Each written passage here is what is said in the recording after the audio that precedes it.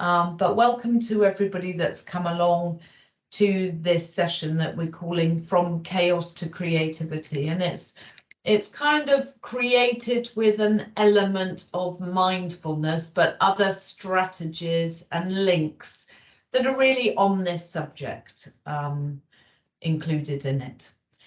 So just a little bit about who we are. My name's Ellie Sturrock. I work in Steps to Wellbeing. I've worked here for about 14 years. I've worked in the NHS for 20 years. It's incredibly busy. It is chaotic. And I have used the strategies that we share in here for each other for my own benefit. And I've experienced a period of time where there have been multiple losses, and that's at home as well as at work, and complications with being diabetic and deportation, and managed to live with those things with some degree of, I think, creativity, humour, and even enjoyment. And I put that down not to myself, but to the learnings that I've picked up along the way. So yeah, it's great to be here and really lovely to be co-running this course with Annie. Hi everybody. So I know some of you have come across you before. I have a day job in children's services at Dorset Council, but I also deliver mindfulness offer and employee wellbeing courses, both for Dorset Council, but also as part of the our Dorset Here for Each Other offer. And I very much spent the last 30 odd years in public services. Before the council, I was a fairly frenetic, frazzled job centre manager. And that was the point at which I came to mindfulness when I was looking for ways to resource myself better. I had a young child, family life, and a fairly stressful day job. And for me, it started off with a mindfulness course through Steps to Wellbeing, and I have maintained a practice for, I don't know, well over a decade now. And that then led to me becoming an accredited mindfulness practitioner, because I passionately believe that in public service, the most valuable resource is people, and we should be taking every opportunity to look after those people so that we can go out and do the important work we're involved in. And for me, mindfulness is good for real people, real lives. I'm usually, and today I'm broadcasting from my spare room. I do not have a Zen existence. I think a lot of mindfulness packaging is all about the pebbles stacked up beautifully, these lovely pristine lives that people are staring, looking out to see. And I would say that mindfulness and some of the well-being practices that kind of have their roots in mindfulness that Ellie and I promote are suitable not just for those pristine lives, they're suitable actually for the messy real lives that most of us live, the complicated, sometimes exasperating lives, work lives, family lives, the whole shebang. So that's kind of where I come at it from.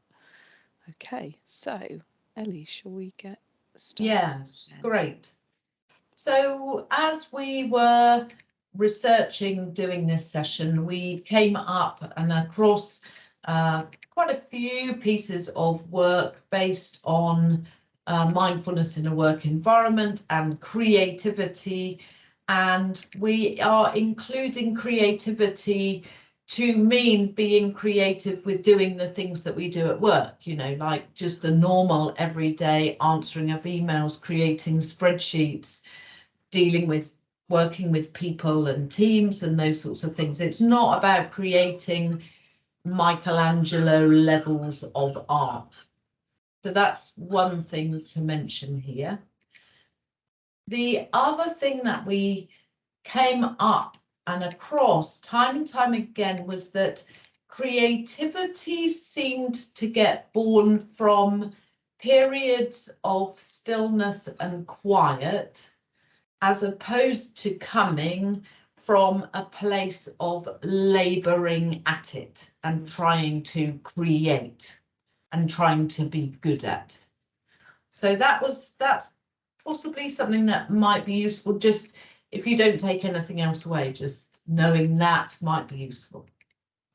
So first thing we want to do is just stop, is just be quiet. The invitation is to close your eyes, so closing down the stimulus of the computer in front of you that contains all these people in your work life, this list of emails, the work that you do. Close out, just for now, the room that you're in, and just be sitting. Change your body. So be able to stand up and sit down comfortably and in quiet, with no words from me, just tuning in to what is here right now. So not needing to get anywhere, not needing to do anything, just tuning in to what is here. And we'll sit quietly just for around 3 minutes. So it's a short practice. So just being quiet and tuning in. What's here? What is this?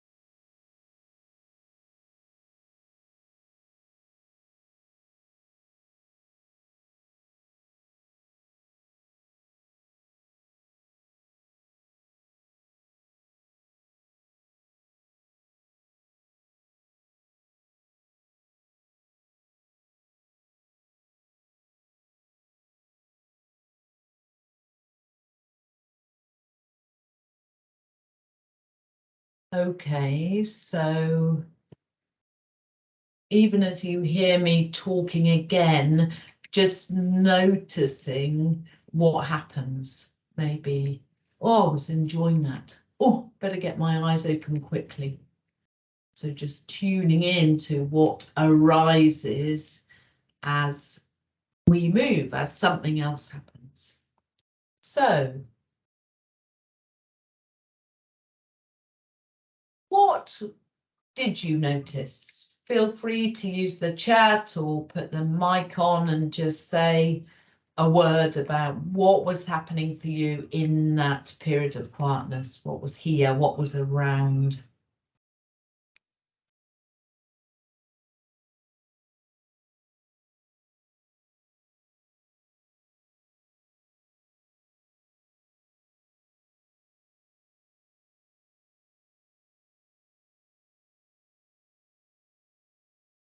Lots of thoughts. Yeah. Thanks, Catherine. Yep.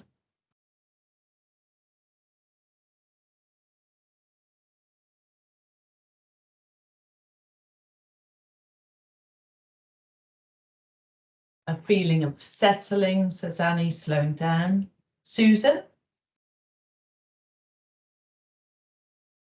Looks like you might be coming on. Mandy could hear seagulls and cars driving by, feeling a bit calmer. Yeah, great. Even so, even in that period, which was 2 or 3 minutes, there was an ability to feel calm by virtue of the fact that your attention was thrown to the outside of you. So cars, seagulls, and that there was an element that came with that of calmness. Yeah.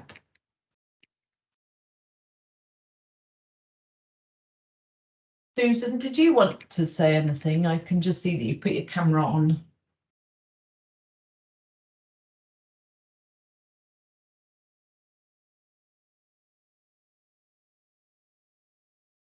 I'm going to assume not. I don't know if you can hear us very well, but I'll assume not. Okay, yeah.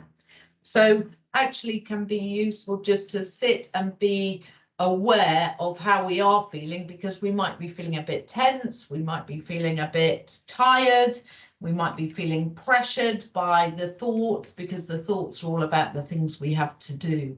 And actually just being awake and aware of what's going on gives us a better way to respond to it. So yeah, so stopping just for a short period of time can be the entry point to doing something about it, and can be the beginning of new ideas settling. As we settle, it gives more space for things to grow from the space. When we're really busy and we're thinking a lot, as Catherine was saying, it's hard for new things to come in. Okay. So I'll hand over to Annie and I'll turn my mic off as I do that. Over to you, Annie. Thank you. So we asked people to grab a pen and a bit of paper. Doesn't matter how big, how small, really. We're going to just explore for the next few minutes, really short sort of exercise, a model of creativity. So I'm going to invite you all to draw your hand.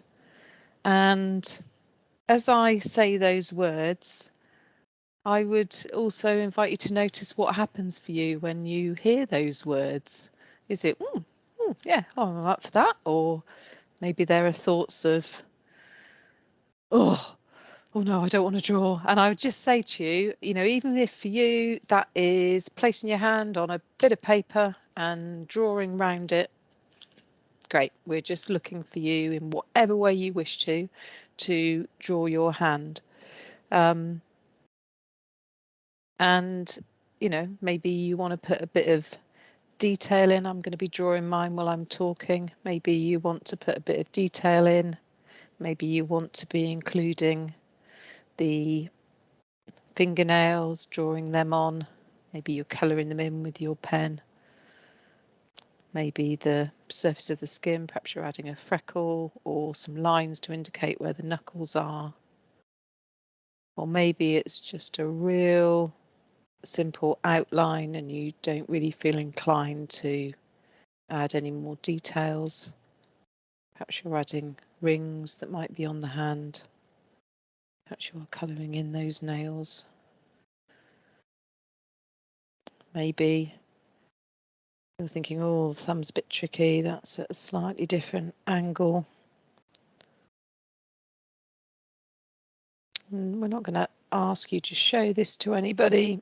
It's just a short exercise, one of our models of creativity. So maybe there are lines on the hand. Maybe you can add a bit of light and shade. Maybe playing around with mark making, whether it's just dots to indicate where there's a sort of dimpled surface. So, and just perhaps another moment to just finish off. Maybe you've already stopped and thought, that's it, I'm happy, I don't want to add any more to that. And then I would invite you now to consider, during that very short exercise, I invite you to do something which is called observing the mind like it's a gatekeeper to a village. So, and I do have a lovely image here that I'm going to flash up on the screen, that I'm just going to share my screen. And hopefully, let's just expand that out. So the invitation is just to have a bit of a think about perhaps being on the lookout for any thoughts that were coming up during that really short exercise, as though you're watching things coming in through the gate into your little sort of zone, your village. So I would be interested if, and Ellie, you're going to need to run the chat for me because I'm not going to be able to see it, if you're able to perhaps pop something in the chat or stick your microphone on, just around what sort of thoughts did you notice? Was there any particular feeling about what you were being asked to do? I'm interested to see what people noticed in that moment.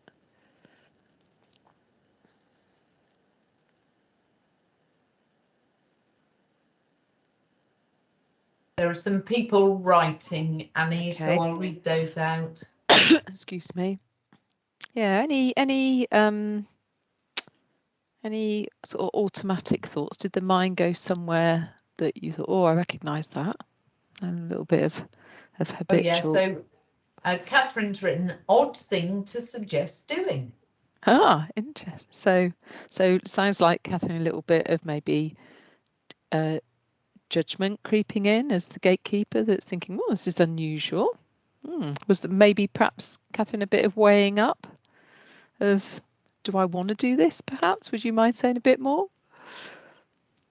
I just thought it was a bit of a sort of strange thing to draw, and then actually it took me back to GCSE art when I actually drew a picture of my hands playing my guitar for my coursework, and then it opened up a lot of memories from sort of then, which is quite weird. And actually, I did my thumb quite well, but the finger, I'm really disappointed in it, so I'm judging myself now. There you go. Wow, so some bit harsh critique going on there then in that short period then, Catherine, but took, sounds like it evoked some memories. Yeah, and that was a couple of minutes, so quite a lot going on there in those couple of minutes.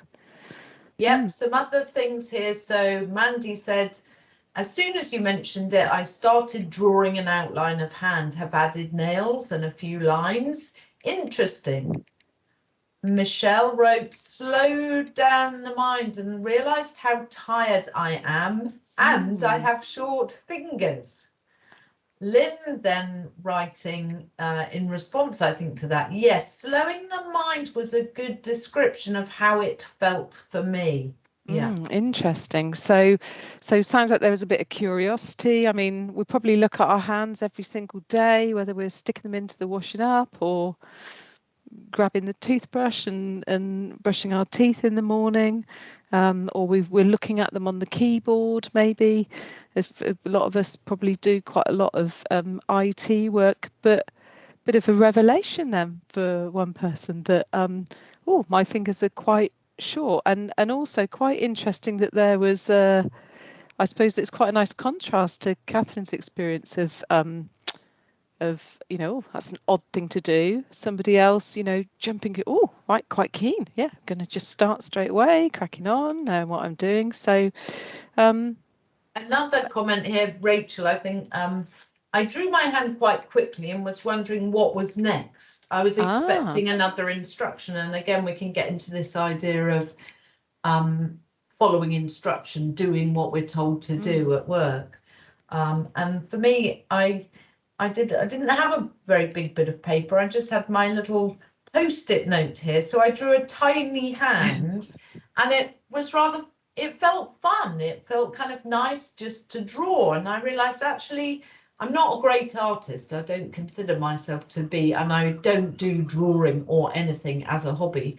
But it reminded me about being a kid and having the freedom in time just to sit and draw, which we tend not to do so much as we get older. We don't give ourselves that invitation to draw. I think as kids, as you say, Ellie, there's a lot of felt tip pens involved, often crayons, isn't there? And we don't. It's that invitation to to draw or doodle or whatever. I mean, I know many people, myself included, doodle a lot in meetings, and I always think it's a way of letting my rambling mind out. But it can be quite interesting after a meeting to look and see what I've doodled. But so I suppose we're just introducing the idea of observing the mind as a gatekeeper to what's going on. So noticing, being on the lookout for thoughts. Are they helpful? Are they unhelpful? Do you want to let that thought in if you're being a bit harsh and thinking, I'm not very happy with this? Is that useful? Because you know, maybe you don't have to let that thought in. Maybe you don't have to pursue that line of thinking. You can perhaps let that go, leave it outside the gate, and just carry on with your drawing or your doodling or whatever. And I suppose, I mean, when many people think about drawing, and like Ellie was saying, you know, creativity, it isn't all about like your Michelangelo end of the scale. I'm somebody that I do a regular annual January sketchbook challenge, and I used to work in design, and actually I'm really trying to build in much more art and creativity into my regular life, because I find it tends to be that I find specific times for it, but it's not thread through my life as much as I might like it to be.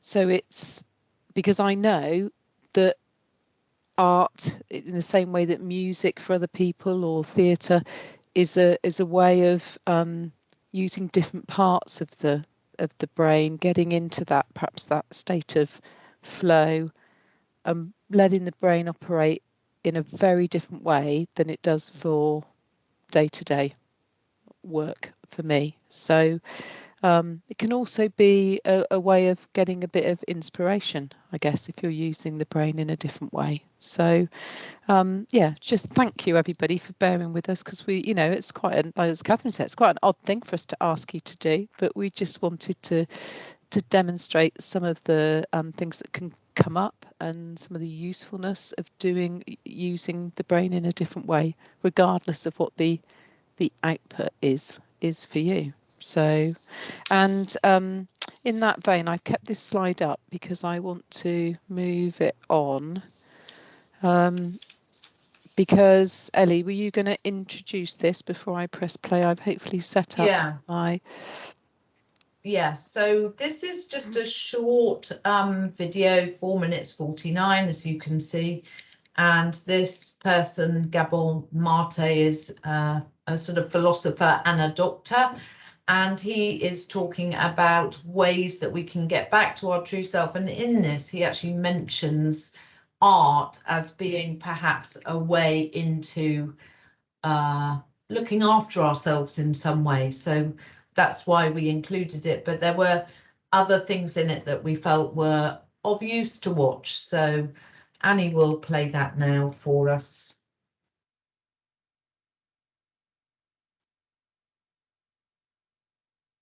People are fixing their receding gums and decaying teeth just from letting this mineral melt in their mouth just before bed. Anybody struggling with receding or bloody gums, gingivitis, gum infections, toothaches or decay, bad breath or any type of periodontal issues needs to see this right away. After months of skip ads, Dr. Drew Sutton has just figured out the terrifying truth. right. There it is. It was hidden under you, Ellie, sorry. In the 19th century, Karl Marx talked about alienation, which is a separation, being a stranger to something. And you're an alien to something. And Marx said there were four alienations in this culture.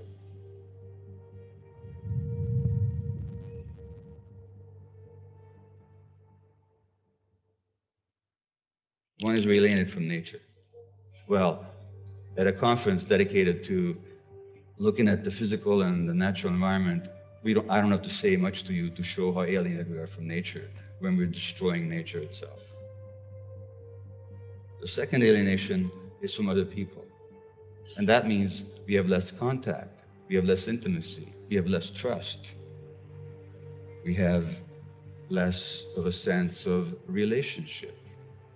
And that, of course, as I've shown you, leads to increased propensity to illness, physical and mental. We are alienated from our work. A lot of people no longer do work that has any meaning to them. And that means that, and since human beings are productive creatures, we really are created in the image of God. We're meant to create. When we do work that's not creative, that doesn't reflect who we are, that imposes depression, anxiety, a sense of meaninglessness. And when we have a sense of meaninglessness, we'll want to substitute that sense of meaninglessness or that sense of meaning that we've lost by all kinds of other activities. And then we get all hung up on how we look, or how people feel about us, what we can obtain, what we can possess, what successes we can achieve.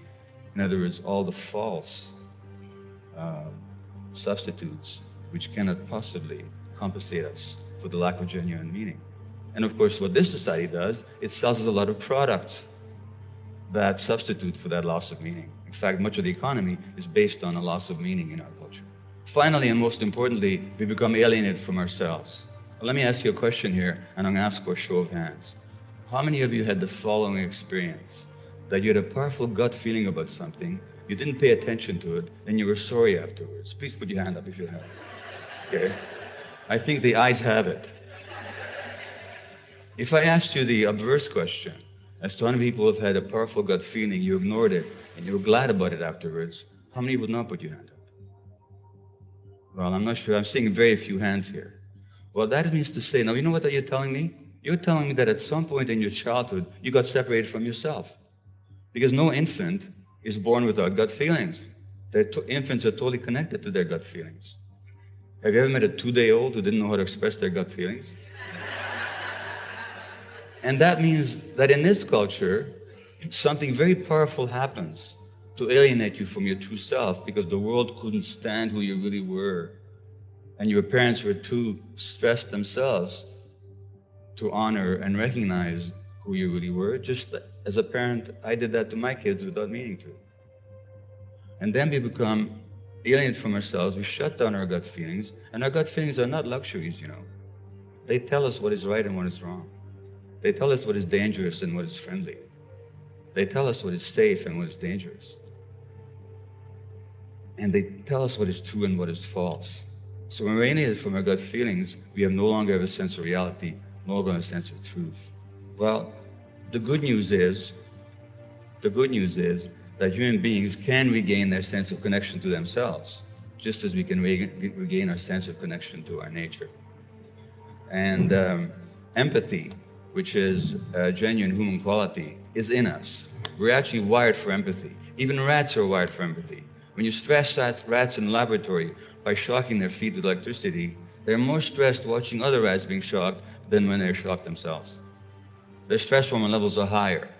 That's our nature as human beings. So contrary to the myth in our culture that we're separated, individual, aggressive, competitive creatures, we're actually wired for empathy, wired for connection, wired for love, wired for compassion. So really, to move forward, all we have to do, not an easy task, but it's certainly available to us, is to get back to our true nature. Thank you.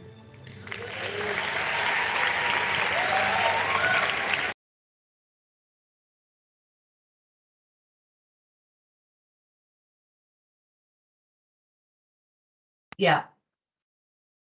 So I think there are a few elements to that, and there's something about us being able to pick up some of the themes there about being in nature, about being with others, and the others might be animal others or people others, and that early on in that clip, Gabor Mate talks about creativity. We are designed to create. And so at work, we are creating, and we are in communion, we are in a relationship with other people. And so we don't need to be creating, the art, but creating work that joins us with other people is a way that we can furnish ourselves with the opportunity to to be, you know, linked with other people. So I hope that that was useful in some small way, that little video. Yeah, and I just thank you, Mandy, for your comment. So I think it is quite it resonates, I think, when you listen to them talk in that way about really being able to plug into all of ourselves. So yeah, what I wanted to do is I'm going to just share again, because I wanted to put up a slide that I just find really useful when we're talking about. So bear with me. This is just a slide that I really like, and I came across it in my day job, my current day job, but definitely in my last job, where my team were involved in putting in early help support for whole families, but the background, the back room of that work was taking in lots of data from different sources so that we could build up a whole picture to complement the actual direct work that was happening with families. And I came across this slide from one of my very clever data colleagues. I am not a clever person with data. And he explained to me in the usefulness of data by using this kind of picture. And for me, it's also a really good summary of how and why it can be useful to calm the mind down so that we can extract the information that we want from our mental filing cabinets. Because I spent 20 odd years in job centres and benefit legislation changes a lot, I often joke to people that my brain is full, so unless it's really riveting now, it either slides off the top. It doesn't tend to be easy for me to get that, because I've still got lots of 1990s benefit legislation that I wasn't able to download, so other stuff sits on top. But for me, one of those things of finding a way to tap into the other part of the brain and maybe give the striving, busy brain a bit of a rest, it kind of gives us time to allow some of this sorting to happen so that we can pull out useful things that will really serve us well, whether it's memory, whether it's gut, whether it's information that we've been told, hearing that hunch deep within ourselves. And I know Ellie and I have looked at very much that idea that stillness is the route in to being able to find a creative solution. Sometimes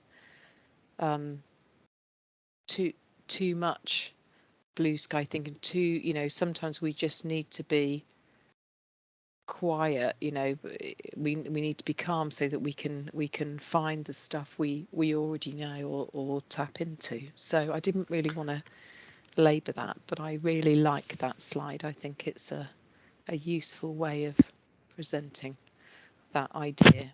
So okay, Ellie, I'm going to hand back over to you. Yeah, so we can really do something in a short space of time in terms of meditation, and meditation is a way that we can give the mind something to do. We're not clearing the mind, but we are directing it, we're focusing it, and in so doing we are stilling it, making it still, I mean by that. So we're going to do a meditation now, and very simply, you don't need anything for meditation. You don't need to have an app or a water bottle. We carry everything that we need with us. So I'm going to suggest that in this practice we use our hands. If the hands for any reason are too provocative, maybe you have pain from arthritis or something in your hands, then you could use your bottom as a place to bring your mind to, or your feet. For most of us, I'm guessing that the hands are going to be okay. So first thing to do is just rest one hand on top of the other hand, and then to bring the thumbs together at the top. And this is not anything spiritual or esoteric, it's simply a shape. And as we make the shape, you may like to close your eyes and bring your mind into the sensation of first the hand at the bottom. So the sensation of that bottom hand resting on clothes, on the warmth of your thighs, perhaps resting on a cool, flat surface of a desk. So being aware of the back side, the bottom side of that hand, sensations, temperature, touch, anything that's here. And then moving the awareness to the top of that bottom hand. The sensations of where it meets the bottom of the top hand, the place of contact where these hands meet each other.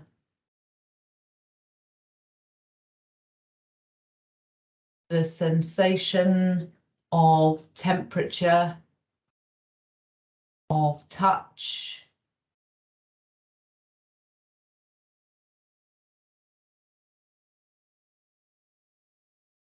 weight, strong sensation and less strong sensation. Allowing the mind to take in the edges of the hands, the sides of the fingers, qualities of air, of space, and of contact. Just this. Just being here in this moment with the hands as the hands are. No wrong, no right, no special place to get to, nothing to be done apart from be here. Bringing the mind to the edges of the hands.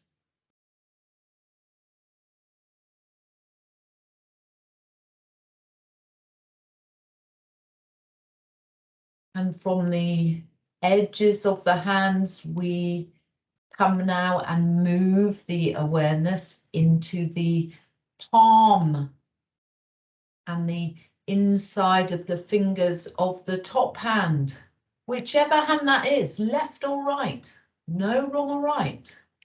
The top hand being here, bringing the mind to take in the qualities of the palm, the inside of the fingers. And from here, taking the mind to the base of the thumbs, the shape of the thumbs,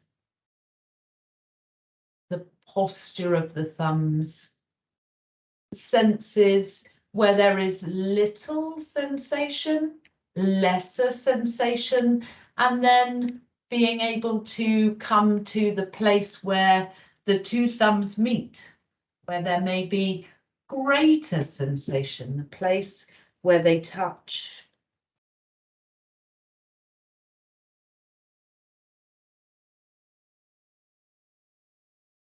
And when the mind wanders and it says, oh, this is weird too. Why are we doing this? That's fine. Minds like us to be safe.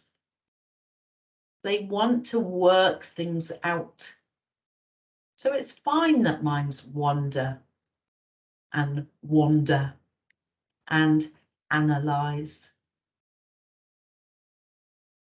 And we simply just bring them back to the tip of the thumbs in contact with each other. And from the tip of the thumbs, we allow our awareness to take in the whole of the hands, meeting with each other, resting into, onto the other hand, the awareness taking them both in. Just this sense of the hands.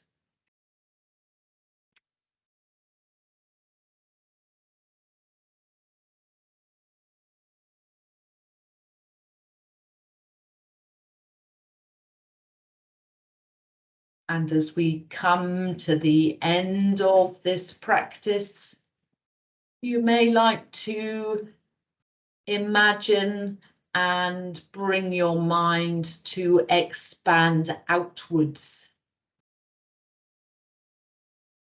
Outwards to the sounds of the words, the sounds around you, the place where you are, the room that you're in, people, temperature, the screen in front of you, and the other people here.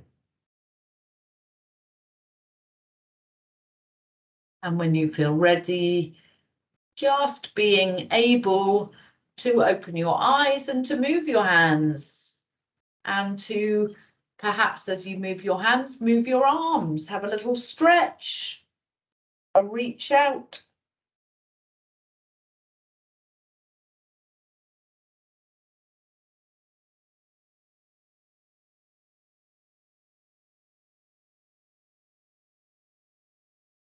Okay. Great. So for people who haven't done a meditation before, meditation is simply as simple as that. It is bringing the mind to a place, a focused place. It can be the breath, and it can be the body, and it can be a part of the body. And we know that meditating is giving the mind something to do, but it's simpler than its usual occupation, which is managing life and work. So the evidence that we have available to us is that meditation is good. It's good for the mind and the body. And it tends to be good for us in the lives that we live, because it gives us a better opportunity to tune in and then go out and respond to the busyness of life that we're in, or the aching shoulders, or whatever it is. So any feedback from that? How was that? How are things right now?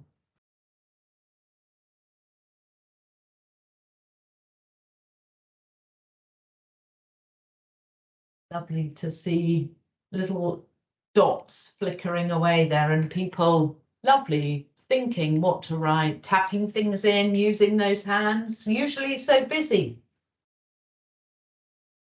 Communicating, sharing, telling. Surprised by how clammy my hands felt. Yeah, right. So it could be really nice to go from here and wash our hands, something really simple. Lovely, washing my hands. I've got a lovely soap at home that I really like. I actually feel more calm, and actually, same as the previous lady, I realise how tired I am too. It was lovely. I'm feeling really chilled. It was really good to just stop. I felt a wonderful sense of peace and calm, yeah. Yeah, so we can see how meditation is doing something that creates the environment from which better creativity can be espoused, can grow. Lovely. Okay. So I'm going to hand over to Annie now. So we're going to provide a handout at the end of today, and there's a link in the handout, or there's we're going to reference a book called Creativity at Work, developing the right practices to make innovation happen. But when we were putting this together, I was thinking about that famous quote from Albert Einstein about insanity being doing the same thing over and over again and expecting a different result. So, and one of the quotes from this book I've just mentioned was that creativity is ongoing and innovation is the result. So Ellie and I were thinking about the ways that we can develop our creativity at the work, the things we can do to help ourselves. And we were thinking about 4 things. So get outside, you know, whether it's in your lunch break or after work or before work, you know, walking. I know for Ellie, cycling is a really, Ellie cycles a lot, and being still but also being in motion in the same way that you are when you're walking, that can be, especially if the mind feels very busy, that can be quite a nice way of having a different focus and slowing things down, but perhaps still being in motion. Forest bathing, there's been lots of research around forest bathing that sort of stemmed from Japan, I think originally, Ellie, hasn't it? But the benefits of being among trees and in nature. Another idea is constraining ideas. And I mentioned earlier, sometimes when people say to you, right, you can do anything, that feels a bit terrifying. That can be too much. You know, sometimes constraining and just thinking about one thing, really boiling it down and thinking, I'll just think about this because the rest of it is too big for me at the moment. That can be useful because sometimes too much option is just too big. It can, what I would call, mess with my melon man, where I just think I don't know where to go. I'm just being a bit all over the place. Sometimes focusing in, and in the same way that focusing on a particular sensation with meditation or some informal mindfulness can be useful. Another thing that I'd like to introduce, and this, let it simmer. Sometimes I had a very wise district manager when I was a new job centre manager a lifetime ago, and this chap Neil used to say to me, he was old enough to be my dad, and he'd been there, done it, and got the t-shirt, and he used to say to me, sometimes when you really don't know what to do nothing. Now if you've got a huge workload, that can be really hard to accept. It's a bit like hanging onto the third rail. You have to be a bit brave, but that has served me well. And sometimes you leave things alone, and these solutions, they seem to present themselves, and I have to wonder if that's because we slow things down and we let our amazing creative brain find the thing or be creative and come up with a different solution that just kind of, and I don't know if any of you have had that experience of something just popped into your head and you think, whoa, I don't know where that came from, but I'm going with it. So holding the nerve to do nothing, sometimes I'd recommend. Making creativity a habit. And again, as I said, I'm still working on this one. I mean, I used to work in the creative industry, and yet I find it really difficult sometimes to have regular time to do something that I know is very restorative and useful for me to get my brain working in a different way. But whether it's singing in a choir, or it is some kind of art, or it's music, or it is the theatre, or being out in nature, you know, making creativity a habit where it's not all about us striving and working in a very linear way where it's all task orientated, which a lot of our working culture can be. So we're going to provide you with the reference for that book that we mentioned, and it's also worth thinking about the fact that in terms of getting your daily dose of happy hormones, there's a link between creativity and happy hormones. And the received wisdom is that when you're creating something, whatever sort of creative pursuit that is, that can increase dopamine levels. So creating art and music can also increase endorphin levels. So yeah, from a science point of view, as well as from a gut kind of slowing things down, this can be a good thing for the brain and for the body. Ellie. Yeah, and I think if you're not an artist, as I'm not, that could put pressure on, but we can be creative in how we prepare food or seeing other people's art. And that does, when I go and see art or hold a beautifully made piece of pottery, there is a real pleasure that takes place in someone else's creativity. So we can take the pressure off ourselves by actually basking in the pleasantness of other people's creativity. And there are simple things that we can do ourselves as well in everyday life that are creative. The way that we phrase an email to somebody with a reference to the sun or the clothes that they're wearing can be creative. Lovely. So there are some options that people can find using Insights. Viva Insights are on our computers. If you've got Microsoft Teams, you've got Viva Insights. Through that, there's a Headspace app, which has got some short meditations on it. We are running a course that starts in September, 4-session course. And in that, there is some teaching and there is some practice and more time to develop and learn meditation and come and do it. So even if you've done a course before, come and do it again and have some time in meditation, some time with other people. Oh, well done, Annie. You've got that in today. That's lovely. I know, I'm on fire today. I just found it and thought, right, do it now before you swim around the bowl and forget. Great. And there are other opportunities through Here for Each Other on other aspects of looking after ourselves. I think we could finish now with that phrase. Would you like to read out the William Blake Auguries of Innocence quote? Yes, absolutely. Annie? And then 5 minutes left for you to be doing something for yourself before the next thing happens in the diary. To see a world in a grain of sand and a heaven in a wildflower. Hold infinity in the palm of your hand and eternity in an hour. So wishing everybody well, and we'll happily stay behind for a moment or two to field any questions. And I'm just popping my email in the just in the chat in case anybody does have any inquiries after the session and wants to reach out. But we'll also put I think Ellie, have you put the link in already to Here for Each Other? I know we've got it in the handout. I'm just double checking that we have got that. No, I haven't been creative enough to do that. Right, I have got it. Bear with me, caller. I'm just going to find it in the other one because I know that we have got the link, so I will put that in just a moment.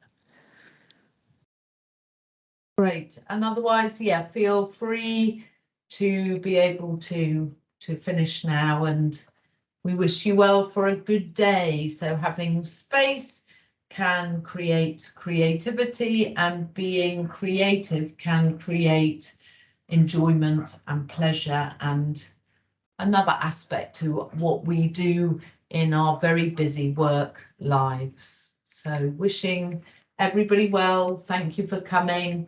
Glad it's been a good break in the day. Really nice to see new people and familiar names and faces. And thanks for all the smileys. Those are really great.